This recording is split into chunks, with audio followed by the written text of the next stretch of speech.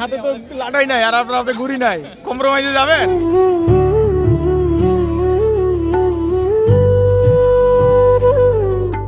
অনেক ভালো লাগছে, কিন্তু আমি লাটাই পাই নাই, আমি খুব আপসেট। বাসায় দিকে তো আনার কথা। না, এখান থেকেই দিচ্ছিল লাটাই। আচ্ছা, আচ্ছা। হ্যাঁ, কিন্তু এখন আর দিচ্ছে না। ঘুড়িটা অনেক কষ্ট করে ম্যানেজ করছি, কিন্তু লাটাই পাই নাই। ছোটবেলার স্মৃতি মনে পড়ছে কিনা? প্রচন্ড ভাবে ছোটবেলার স্মৃতি মনে পড়তেছে।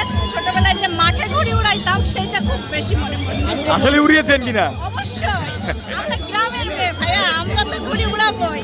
একজন হাতে লাটাই নেই, একজন হাতে ঘুড়ি নাই, কি করবেন?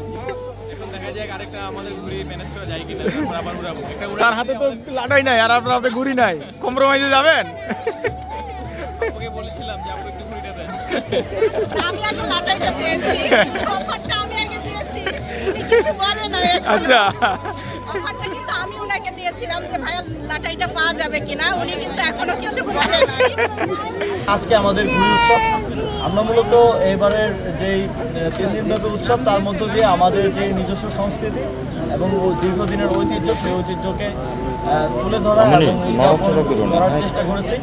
আপনারা জানেন, ঈদ মিছিল আমাদের প্রায় 500 বছরের পুরনো সংস্কৃতি।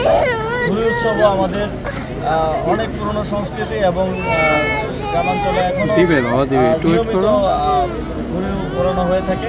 সেটাকে আমরা মেইনস্ট্রিম পর্যায়ে আবার পুনরুজ্জীবিত করার চেষ্টা করেছি। এবার আমাদের এই ধরনের উদ্যোগগুলো আগামী দিনেও আরও চলমান থাকবে। আমরা আমাদের যেই নিজস্ব সংস্কৃতি এবং ঐতিহ্য, সেগুলো সামনের দিনে আরও বড় পরিসরে, শুধু ঈদ নয়, ঈদের বাইরেও আমাদের যে হারিয়ে যাওয়া ঐতিহ্য এবং সংস্কৃতি আছে সেগুলো আমরা ফিরিয়ে আনার, পুনরুজ্জীবিত করার চেষ্টা চালিয়ে যাব। এবং সেক্ষেত্রে আমরা দেশবাসীর সকলের সহযোগিতা, সমর্থন এবং অংশগ্রহণ কামনা করব আমাদের সাথে। তো আজকে যারা এখানে উপস্থিত হয়েছেন ঘুড়ি উড়াতে এবং দেখতে, সকলকে বিশেষভাবে ধন্যবাদ জানাতে চাই অংশগ্রহণ করার জন্য, আমাদের এই সংস্কৃতিকে উদযাপনের জন্য।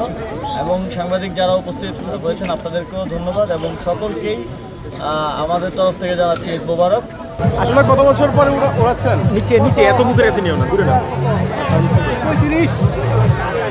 35 বছর পর। 40 বছর আগে, কারণ এটা মোটামুটি 20-25 বছর 30 বছর যাবত থেকে উড়ায় না। আচ্ছা,